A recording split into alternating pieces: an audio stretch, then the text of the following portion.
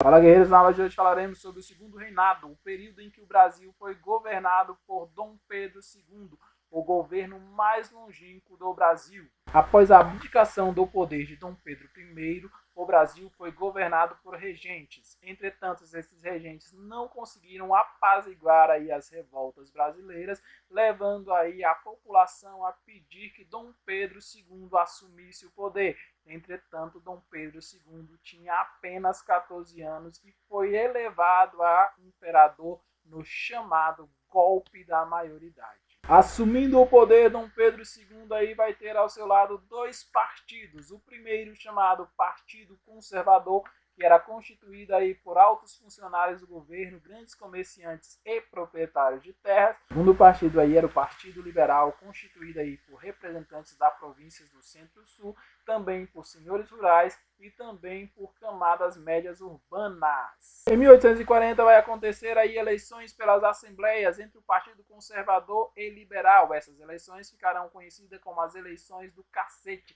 devido aí à grande compra de votos, à grande violência e também várias irregularidades que aconteceram nessas eleições. Em 1847, para tentar apaziguar o conflito entre liberais e conservadores, Dom Pedro II instituiu o parlamentarismo. Entretanto, o parlamentarismo brasileiro era diferente do restante do mundo. Enquanto geralmente no parlamentarismo quem tem maioria na Câmara escolhe o primeiro-ministro, no Brasil quem escolhia a figura aí próxima ao primeiro-ministro, que era o presidente do Conselho dos Ministros, era Dom Pedro II através do poder moderador.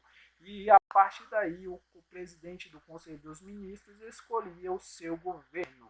Portanto, o poder moderador dava amplos poderes para Dom Pedro II, que, se visse necessário, destituía a Câmara e fazia novas eleições. A base da economia do Brasil era a exportação de café. O Brasil era responsável por 40% dessas exportações, porque havia grande abundância de terras, disponibilidade de mão de obra, a princípio escrava, depois de imigrantes, e um grande aumento do consumo de café no mundo. Em um primeiro momento, o cultivo de café vai se concentrar no Vale do Paraíba, entre Rio de Janeiro e São Paulo, devido aí às grandes terras férteis. Era muito semelhante aí ao período da cana-de-açúcar, com grandes latifúndios monocultores e com a mão de obra escrava.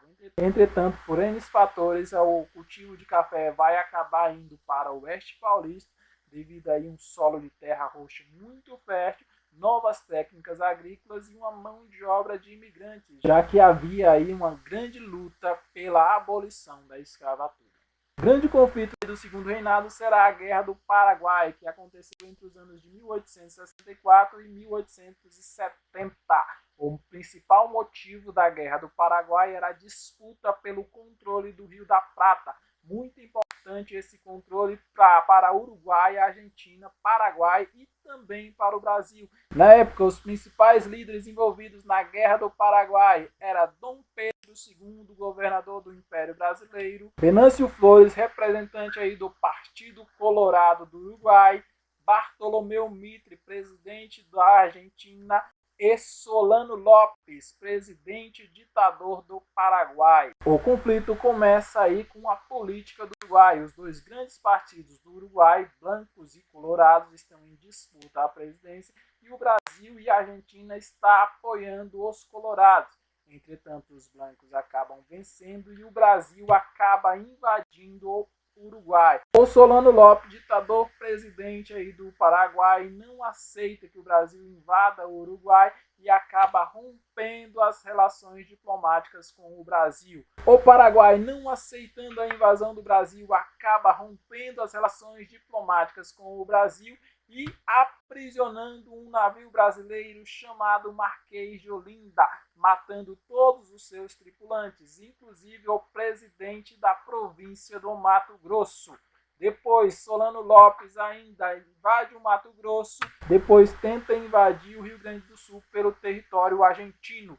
A Argentina não aceita e o Solano Lopes acaba declarando guerra contra a Argentina. Uruguai, Brasil e Argentina se juntam na chamada Tríplice Aliança para lutar contra o Paraguai de Solano Lopes. Após um grande conflito, a Tríplice Aliança acaba saindo vencedora, dizimando boa parte da população do Paraguai e matando o presidente ditador Solano Lopes. Para o Paraguai, as consequências da guerra foi muito grande. O Paraguai teve um grande prejuízo aí por causa dessa guerra. Teve dívidas de guerras enormes, também teve uma perda de território para o Brasil e a Argentina, ainda teve morte de mais de 20% da sua população. O Brasil também teve consequências ruins, o Brasil acabou com milhares de soldados mortos, uma dívida de guerra muito grande para a Inglaterra e automaticamente uma grande inflação para o país. Essa foi a nossa aula de hoje. Valeu!